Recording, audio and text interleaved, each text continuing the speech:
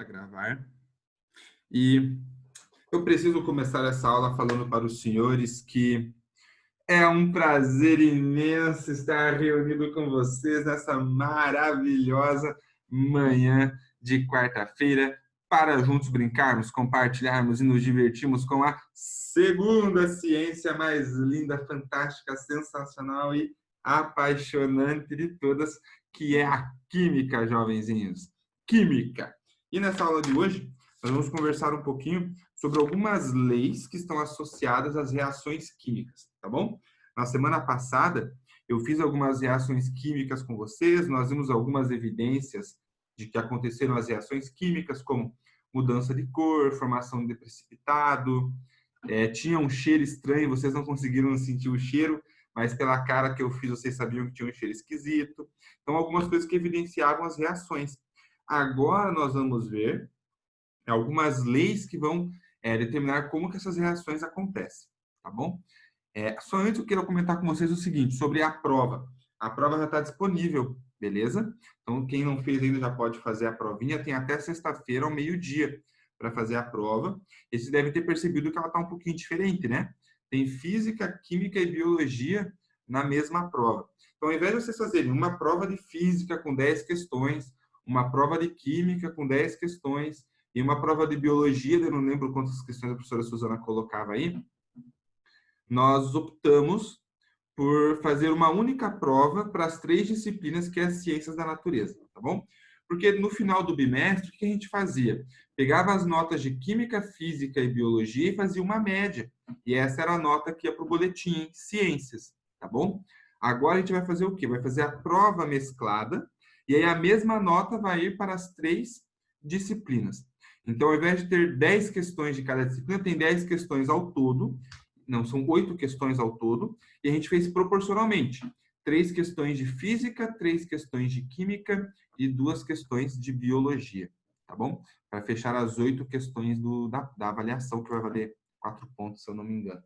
Eu não lembro de cabeça agora, já vi isso. Mas lá no cabeçalho da prova, tem explicando certinho quantas questões são e quanto vale cada questão, tá bom? A ideia é justamente ir integrando cada vez mais jovens para gerar menos trabalho para vocês fazerem aí ao longo do bimestre, tá bom? Porque daí começa a acumular, tem um monte de prova, um monte de trabalho. Então, o que dá para a gente juntar, a gente está juntando para diminuir o número de coisas que vocês precisam fazer aí ao longo do bimestre, tá bom? Qualquer dúvida, podem mandar e-mailzinho perguntando que a gente vai trocando uma ideia aí. Show? Gatinhos e gatinhas, vamos lá então conversar sobre essas leis. Quem quiser acompanhar comigo aí no livro, na página 182, nós vamos ter esses conceitos aí, a partir da página 182. Beleza? Então vamos lá, galera. Nós vamos começar falando da lei da conservação das massas. Deixa eu compartilhar o quadro com vocês, porque eu vou fazer algumas anotações aqui.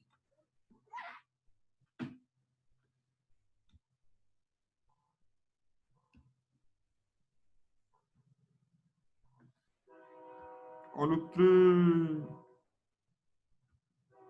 Vou caçar mais de 1 milhão de vagalumes por aí.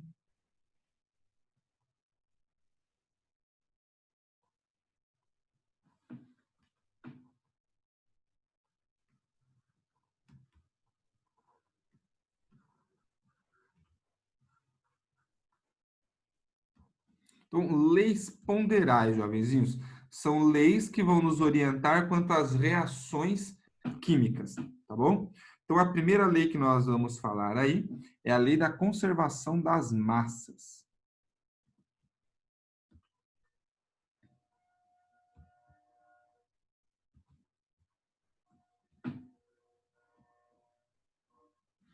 Então, quem que foi que trabalhou com esse assunto e chegou a essa conclusão, que conseguiu, inclusive, escrever uma lei, jovenzinhos? Foi Lavoisier, tá bom? Lavoisier, ele fez algumas reações químicas e ele media o valor das massas antes e depois das reações químicas. Ele colocava tudo na balança e fazia o cálculo de quanto que ele tinha de massa de cada substância, tá bom? E ele chegou a uma conclusão que, da reação química que ele fez, que a quantidade de massa antes da reação química sempre tinha que ser igual à quantidade de massa depois da reação química. Ou seja, você não perdia massa numa reação, nem ganhava massa durante uma reação química. A massa se mantinha constante. Beleza? Essa foi a conclusão que ele chegou. E aí ele colocou esse contexto todo resumido numa única frase. Na natureza, nada se cria, nada se perde, tudo se transforma. Já tinham escutado essa frase? Provavelmente sim, aí ao longo dos estudos de vocês de ciências do ensino fundamental. Então, quem disse isso foi Lavoisier nesse momento de pesquisa dele. Essa frase é bastante importante. Vou deixá-la escrita aqui para vocês. Ó.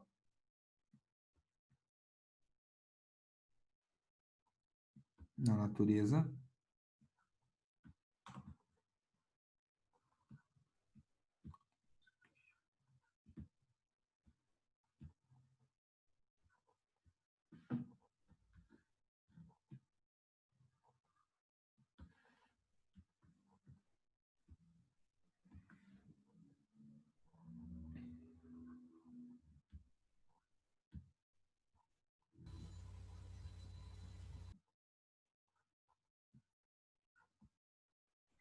então, na natureza nada se perde, nada se cria, tudo se transforma. Quem foi que falou isso aqui? Então foi Lavoisier.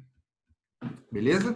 Então ele chegou a essa conclusão fazendo análise de reações químicas. Beleza? Jovens, como que ele chegou a essa conclusão? Se vocês olharem aí na página 182 e 183, vocês vão ver que tem um desenho bem interessante. Eu vou reproduzir parte desse desenho aqui com vocês, tá? Então, ó, ele tinha aqui um forninho, e esse forninho, ele liberava a energia térmica para a parte superior dele. Tá? Então, aqui em cima ele tinha uma gradezinha, e ele liberava o calor aqui. E do lado desse forninho, Lavoisier tinha uma cuba, um recipiente. E ele colocou uma vidraria de laboratório de química que é chamado de retorta. Um nome bem estranho, eu sei, mas esse era o nome da vidraria. Que ela tinha esse formato aqui, ó.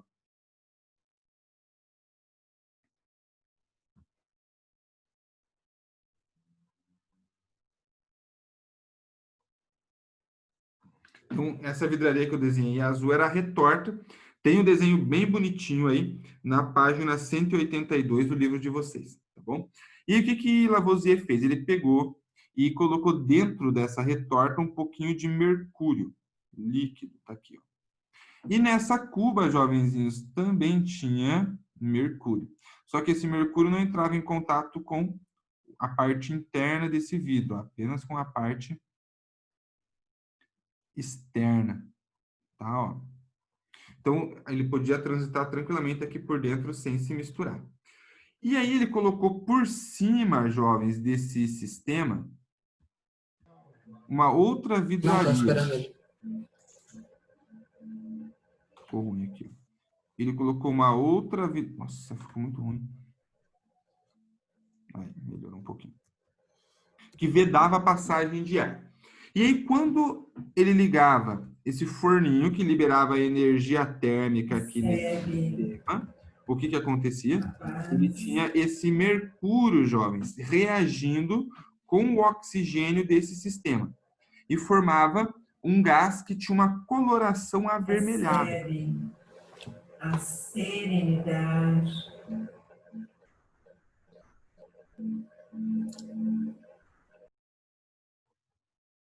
Então, formava um gás avermelhado nesse sistema, beleza? E aí, o que acontecia? Quando a reação química com o gás oxigênio acontecia, diminuía o volume de gás nesse sistema. E aí, o mercúrio subia um pouquinho dentro daquele recipiente.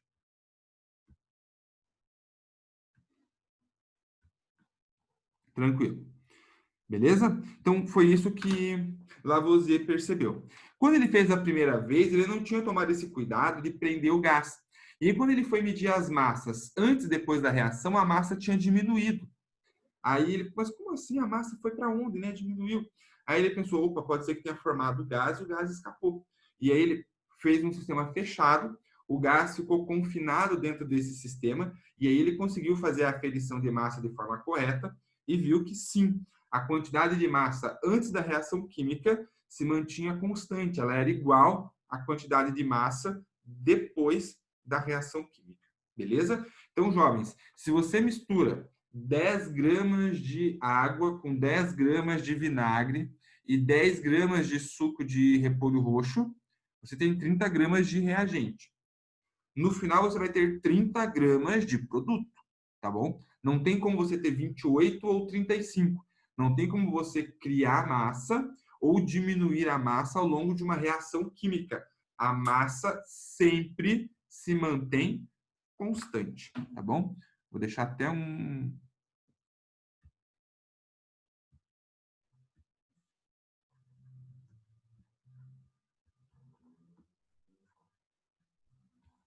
hashtag PQP, possível questão de prova. Fica a dica, tá bom? Então, essa é a lei da conservação das massas. Acho que ela é bem tranquila, até meio lógica, né? Como é que você vai perder massa no meio do processo? Não tem como. A massa que está ali permanece até o fim. A segunda lei, jovens, que nós vamos conversar aí, é a lei das proporções constantes.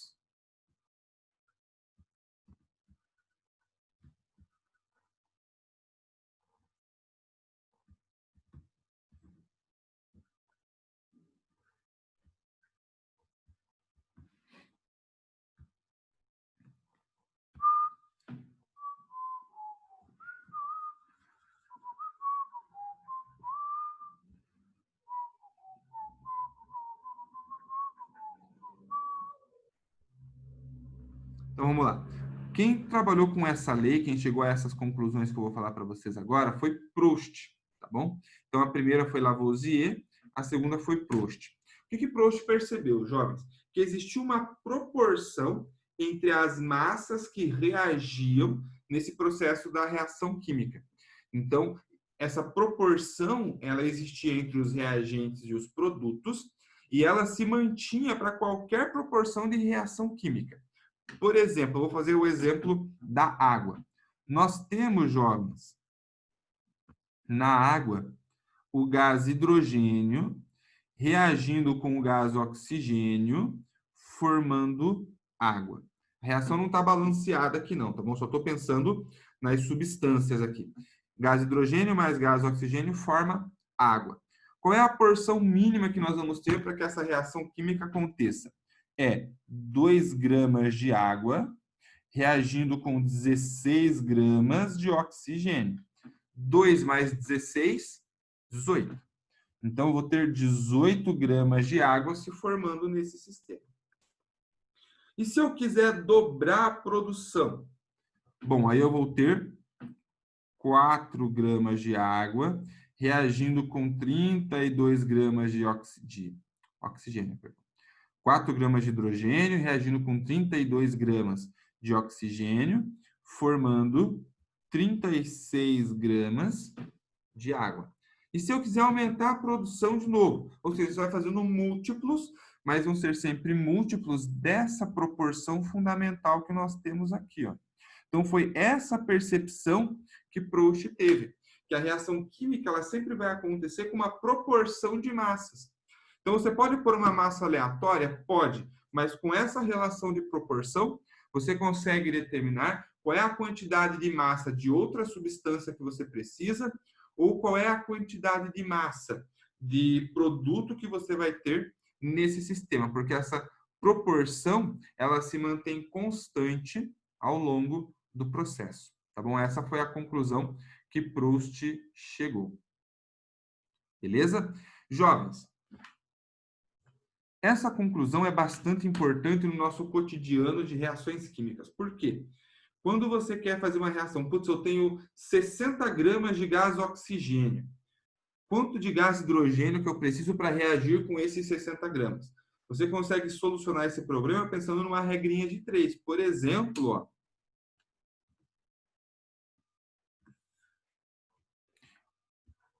eu sei que para 2 gramas de hidrogênio, eu preciso de 16 gramas de oxigênio.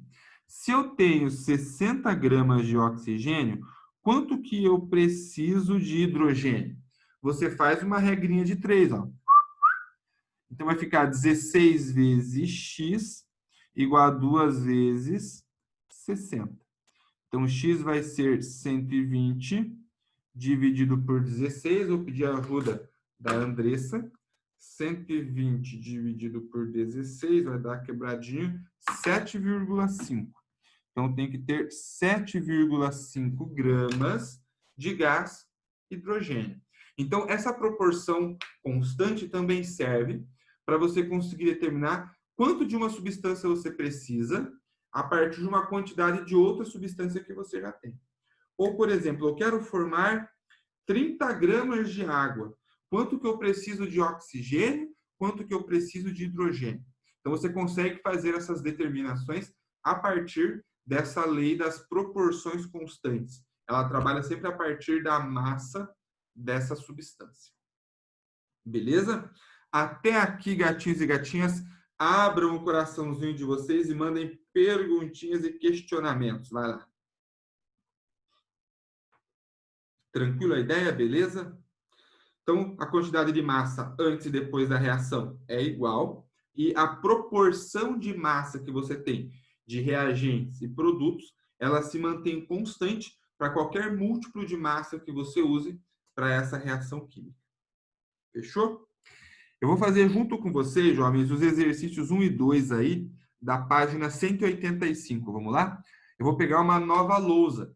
Então, se vocês quiserem dar um print dessa daí, eu vou dar 2 segundinhos para vocês fazerem isso.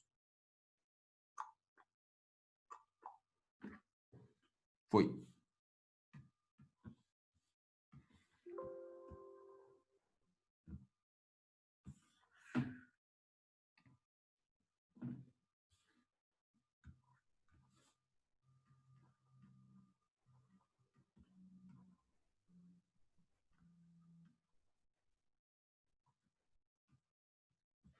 Então, o exercício 1 diz o seguinte.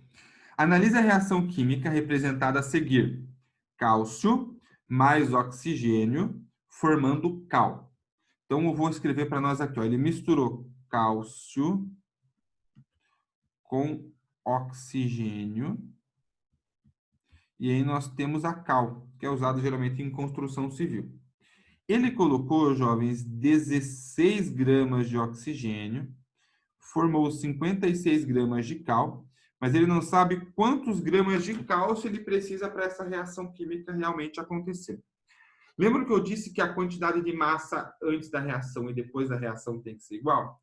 Então, ó, se eu somar X com a massa de oxigênio, que é 16, tem que dar a massa depois da reação, que é 56. É uma equaçãozinha do primeiro grau. O 16 que está somando, você passa para o outro lado da igualdade, subtraindo. Então, você vai encontrar um X aqui, ó, que é igual a 40. 40 gramas de cálcio você precisa. Vamos fazer o teste para ver se fecha a conta? 40 gramas mais 16, 56 gramas antes da reação, 56 gramas depois da reação. E deu boa. Fechou? Então, percebam como é tranquilo, jovens. É meio lógico, né? Quanto que você tem que acrescentar no 16 para fechar os 56 gramas que tem depois? 40.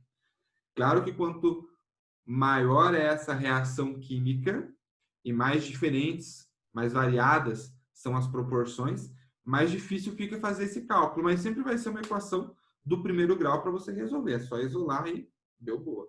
Tá bom? Questionamentos e perguntinhas desse exercício, mandem. Vai lá. Nenhuma, professor, tranquilo. Suave. Então, vamos fazer o 2. Ó, analisando a reação da formação de água apresentada na página anterior, caso as massas disponíveis fossem 6 gramas de gás hidrogênio e 32 gramas de gás oxigênio, o que ocorreria? Vamos pegar a reação fundamental ali, então. Ó. É gás hidrogênio reagindo com gás oxigênio, formando água.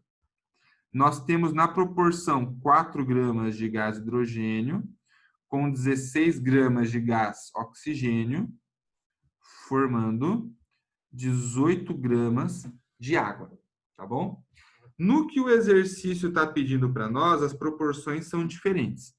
Nós temos também hidrogênio mais oxigênio, formando água. Só que nós vamos ter aqui 6 gramas de hidrogênio, 32 gramas de gás oxigênio,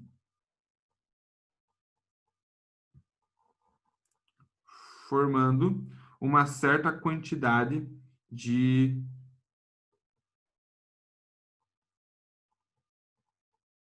Tô trocado isso aqui, né? É 2 ali, ó. Eu vi que estava estranha essa proporção. 2 mais 16, que vai formar 18. Isso aí.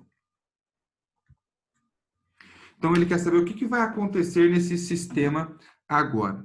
Jovens, pensem comigo. Eu tenho aqui em cima a reação com a proporção fundamental. Se eu pensar no dobro dessa proporção, então, se eu fizer isso aqui, ó, vezes 2, eu preciso de 4 gramas de hidrogênio, mais 16 gramas do gás oxigênio. Não, 16 não, vai ser o dobro. 32 gramas do gás oxigênio, formando 36 gramas de água. Então, fecha a proporção, ó. 4 gramas mais 32, 36 antes da reação, 36 gramas depois da reação, beleza. Então, para 32 gramas de gás oxigênio, eu preciso de 4 gramas, e aqui eu tenho 6. Ou seja, eu tenho um excesso de hidrogênio nesse sistema, um excesso de gás hidrogênio. Então, no final, eu vou ter água, mais esse gás hidrogênio que vai sobrar, esse excesso. Então, quanto que vai formar aqui? 36 gramas de água. Só que eu tenho 6 com 32, 38 gramas antes da reação. Eu preciso ter 38 gramas depois da reação também. Então, eu tenho 2 gramas de gás hidrogênio, ou seja, o excesso desse hidrogênio sobra na minha reação química. Beleza? Então, pode acontecer, sim, de você misturar substâncias, ter excesso de uma delas, e aí, no final, você vai ter a reação acontecendo com um excesso daquele reagente sobrando lá no final do processo, não tem problema. Tá bom? Então, o que vai acontecer nesse sistema? É o que ele pergunta, né? Vamos colocar aqui. Vai sobrar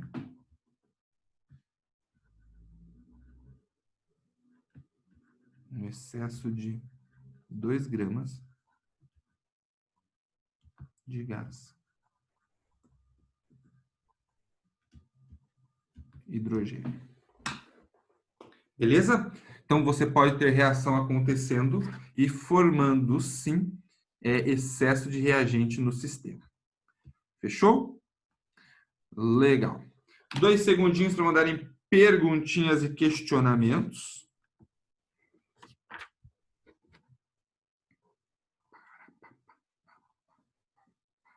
Fechou. Então, vamos lá. Vou pegar uma nova lousa. Se quiserem dar um print na tela, tem um segundinho para isso aí, que eu já vou pegar uma nova lousa.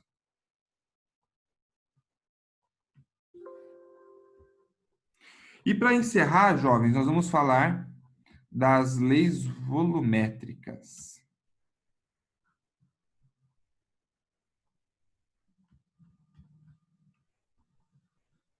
Quem estudou as leis volumétricas, jovens, foi Gay-Lussac.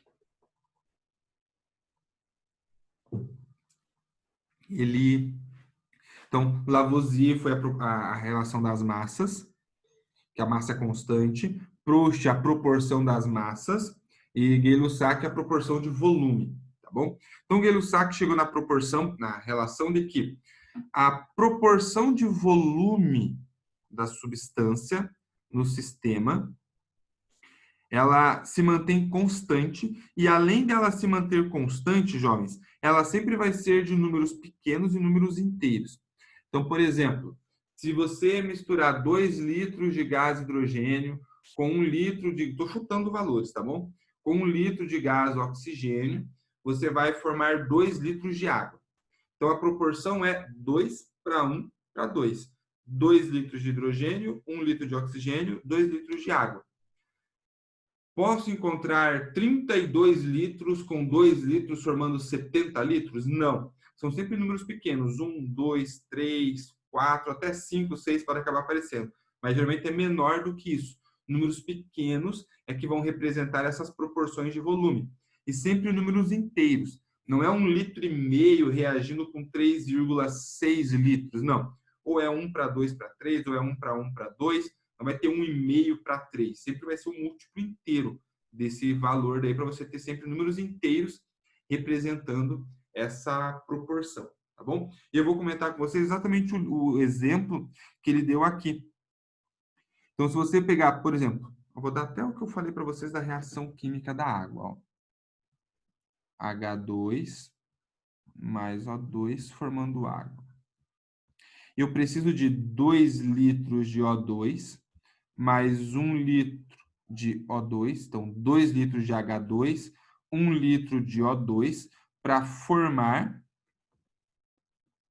2 litros de vapor de água. 2:1:2. Essa vai ser a representação volumétrica, ó. 2:1:2. Ou seja, 2 de hidrogênio, 1 de oxigênio, 2 de água. Se eu quiser dobrar a proporção, jovens, eu quero produzir o dobro desse sistema. Eu vou ter, então, 4:4.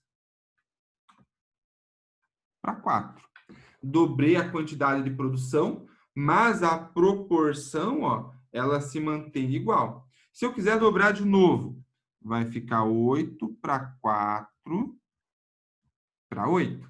Dobrei de novo a proporção, mas a relação entre eles se mantém. Essa é a ideia da lei volumétrica proposta por Gay-Lussac.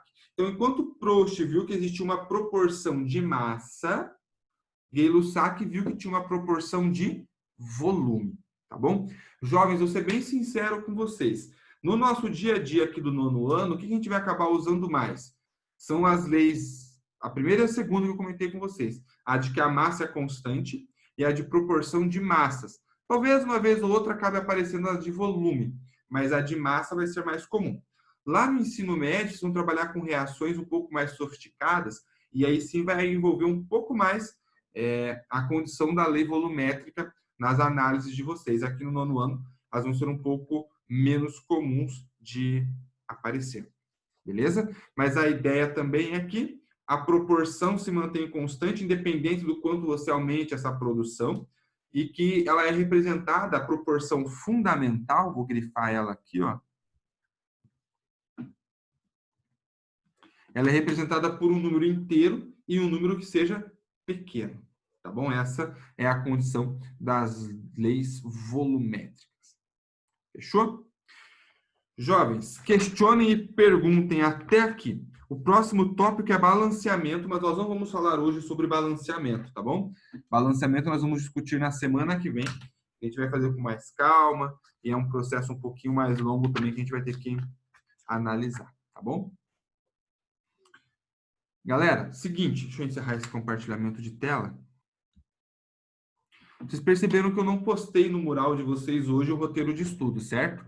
Então, foi uma orientação da coordenação pedagógica, porque o mural estava ficando muito extenso, com muitas orientações, muitas informações. Então, a tendência é que eu deixe cada vez mais enxuto aquele mural, e aí as orientações completas da aula vão estar disponíveis no roteiro, que vai estar sempre na pasta de Ciências da Natureza na turma de vocês. As de Física na pasta de Física, as de Química na pasta de Química, tá bom? Então, sempre busquem lá. Para a próxima aula hoje, que é logo após o intervalo, vocês vão fazer, jovens, algumas atividades. Esses 2 exercícios que eu fiz aqui tá indicado lá, mas eu achei legal fazer junto com vocês, para vocês terem uma noção de como que resolve essa proposta de exercício. Mas vocês vão fazer na página 190 as atividades 1 a 3, beleza? E caso tenha alguma dúvida, vocês queiram fortalecer mais esses conceitos, tem indicado alguns vídeos vocês podem assistir na forma de complementar esses conceitos aí também, tá bom? Então, a próxima aula, eu vou estar online conversando com vocês via chat no Google Sala de Aula, mas a gente não vai ter o encontro no Zoom, vocês vão ter essas atividades para fazer e podem ir tirando as dúvidas comigo pelo chat daí, tá bom? Beleza, teacher. Falou. Show! Eu agradeço, jovenzinhos, a atenção de vocês, desejo um ótimo restinho de manhã. Nos falamos daqui a pouquinho, depois do intervalo, pelo Google Sala de Aula, beleza? É. Um tchau bem bonito, Falou. jovenzinhos. Tchau, teacher. Falou! Tchau, professor. Tchau, até mais. Tchau!